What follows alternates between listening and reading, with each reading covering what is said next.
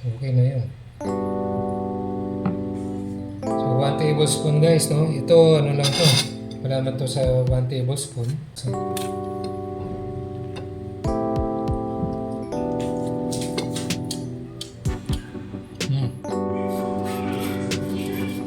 Psyllium tsaka cocoa powder. Cocoa flour and almond flour fine. So gagawin natin ngayon ay pita bread.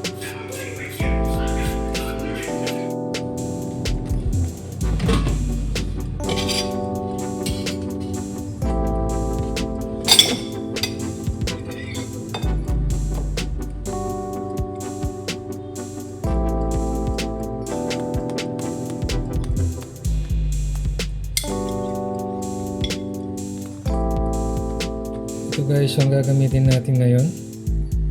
Perfect match to feel good. So ang 1 tablespoon nito ay may 1.2 grams of net carb. Isang kutsara. So yung ingredients lang nito guys ay unsweetened cacao, erythritol, extra virgin coconut oil, peanuts, caramel butter, Himalayan salt. Yun. Alright, try natin. So ito guys, pag bagong bilhin nyo, yung extra virgin coconut oil pumupunta sa taas. So kailangan mo siyang i-mix. Either na mano-mano sa kutsara or walang kailangan ng hand mixer. Electric hand mixer. Okay na yun. So 1 tablespoon guys, no? Ito ano lang to. Wala man to sa 1 tablespoon. Spread lang natin na thinly. Pagkatingin natin itong piraso.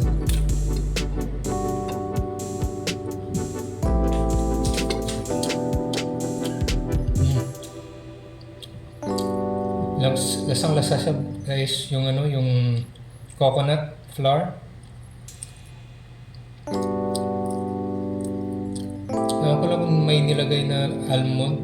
Meron yata pinagmix ni Mrs. yung almond flour. Tapos yung soft texture niya nakuha yan sa sa psyllium hash. Ewan ko lang kung naglagay siya ng santan gum. Try ko rin yung recipe ko dito. Malayo siya sa mga nabibili, isang popular brand na nabibili online. Parang parang pita bread talaga siya. Maraming nagtatanong doon kung talaga bang low carb yun. So I guess mas safe na gumawa tayo ng sarili nating low carb bread, yung low carb pita bread, or kung may trusted talaga kayong seller, tikman natin yung mayroong chocolate. Right, salted chocolate. So yung mga nagka-cravings, paminsan-minsan, wala naman tayong magaling na tayo sa ating mga sakit. Instead of bumigay tayo sa high carbs, bumalik ulit tayo sa dating gawin. Pagkatapos nating magpagaling ng kung anumang sakit yung reason bakit tayo nag-umpisa mag-low carb. Kasi fatty liver, mild. Might as well na tayo, maintain lang natin yung low carb. Paminsan-minsan, gumagawa tayo ng mga keto dessert. Alright guys. So kung gusto nyo bilhin to guys, nasa description lang ng video na to, sa comment section, sa online store nyo bibili. So far, matagal ko na rin ginagamit to. Hindi naman ako nag-gain ng weight. Actually nga, naglulus pa nga ako ng weight. Ang challenge talaga sa pag nag-low carb ka talaga is ang dali mong mag-lose ng weight kahit hindi ka exercise. So sa case ko, nagme-maintain na lang ako ng coated na siya. Homemade pita bread.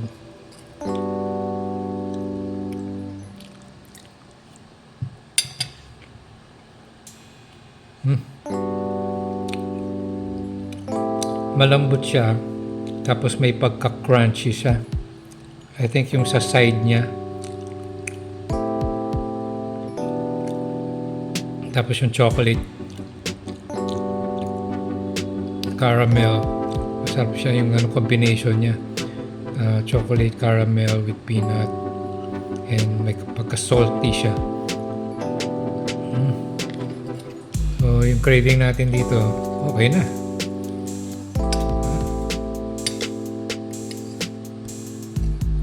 So, yan lang guys. Stay healthy lang tayo. Stay low carb.